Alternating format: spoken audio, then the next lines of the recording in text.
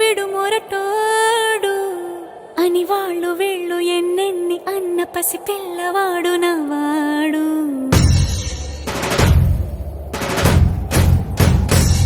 విడుముండోడు అని ఊరు వాడ అనుకున్న గాని మహారాజు నాకు నవ్వాడు.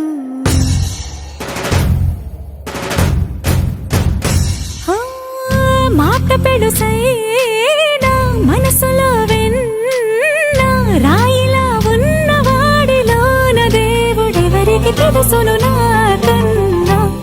సూసేకి అగ్గిరవ్వ మాదిరే ఉంటా